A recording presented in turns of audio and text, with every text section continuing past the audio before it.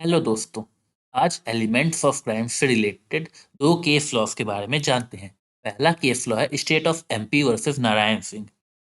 इस केस में दो एक्ट्स, एसेंशियल कमोडिटीज एक्ट 1955 जो कि अमेंड हुआ था 1967 में, और fertilizers movement control order 1973 issue में आते हैं।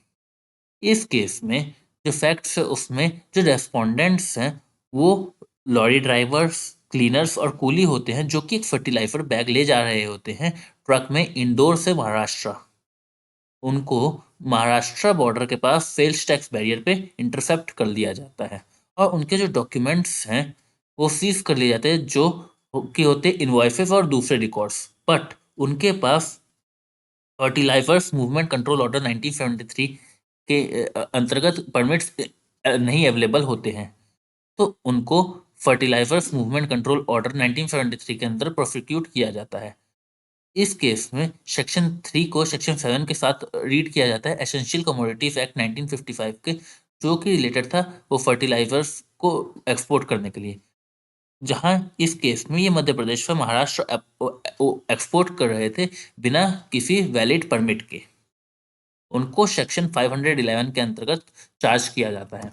इस केस में सुप्रीम कोर्ट ये डिसाइड करता है कि जो एलिमेंट है मेंफरिया का वो नेसेसरी नहीं है किसी एक पर्सन को कन्विक्ट करने के लिए कि सेक्शन 3 के अंतर्गत, ये एसेंशियल कमोडिटीज एक्ट के, क्योंकि अगर उसका ये एक्सपोर्ट का अटेम्प्ट इस्टेब्लिश हो जाता है एविडेंस ऑन रिकॉर्ड के अनुसार। इसमें सेक्शन 7(1) है, उसमें ये डिफाइन किया गया कि if any person contravenes whether knowingly, intentionally और otherwise any order made under section 3, तो इस सेक्शन को ऐसे वर्ड किया गया है कि इसके फोल्ड में वो सब आ जाते हैं जो कि नोइंगली या इंटेंशनली करे या फिर अदरवाइज करे, मतलब कि अनइंटेंशनली भी करे।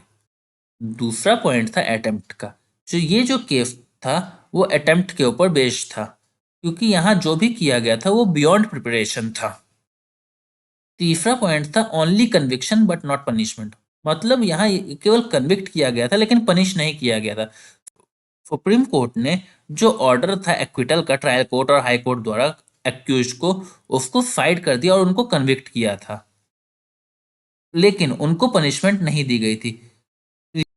रीजन ये दिया गया कि इस केस को 15 साल से ज्यादा हो गए हैं जब ट्रायल कोर्ट के मजिस्ट्रेट ने उनको एक्विट किया था, और जो लर्नड काउंसिल था अपेलेंट स्टेट का वो इंटरेस्टेड था कि करेक्ट पोजीशन बताई जाए लॉ की, ना कि पनिशमेंट देने के बारे में रिस्पोंडेंट्स को इस केस में जो उन्होंने ऑफेंस किया था उसके लिए। दूसरा केस है state of Maharashtra versus M H George. इस केस में एक जर्मन स्मगलर था एम एच जॉर्ज, जिन्होंने ज्यूरिच सिटी, जो कि एक स्विट्जरलैंड का फेमस सिटी है, छोड़ा था 27 नवंबर 1962 को 34 किलो सोने के साथ, वो भी पर्सनली, और उसको मनीला, जो कि फिलीपींस की राजधानी, वहां उसको डिलीवर करना था। जो वो प्लेन था वो 28 तारीख को बॉम्बे पहुंचता है, और जो रेस्पोंडेंट है वो बाहर नहीं आता है प्लेन से।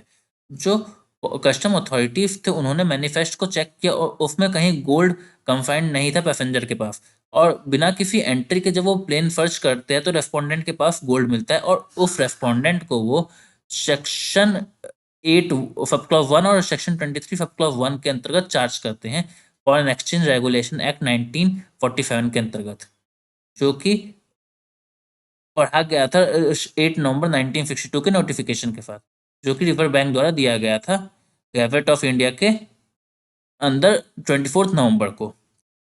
इस केस में सुप्रीम कोर्ट ने कई ब्रिटिश और इंडियन केसेस को एग्जामिन किया। उसमें जो फेरा का 1947 एक्ट था वो स्मगलिंग को प्रिवेंट करने के लिए बनाया गया था। तो ये जो केस था वो रिलेटेड था इकोनॉमिक कंडीशन कंट्री के। तो सुप्रीम कोर्ट ने इस मैक्सिम को अप्लाई नहीं किया और स्ट्रिक्ट लायबिलिटी प्रिंसिपल अप्लाई कर दिया। इसमें मेजॉरिटी ओपिनियन जो था वो जस्टिस एन अय्यंगर और जस्टिस आर राजगोपाला का, जिन्होंने उस एक्यूज को कन्विक्ट किया था। लेकिन माइनॉरिटी ओपिनियन जो था जस्टिस के सुब्बाराव का, उन्होंने कहा था कि एम एच जॉर्ज का कोई इंटेंशन नहीं था क्राइम कमिट करने का इंडिया में, तो वो गिल्टी नहीं था। लेकिन इस केस में अल्टीमेटली उनको गिल्टी माना गया 2-1 के रेशियो से। तो दोस्तों, ये थे दो case of elements of crime से रिलेटेड। ऐसे ही अन्य वीडियोस के लिए विधिकपीडिया को फॉलो करें। धन्यवाद।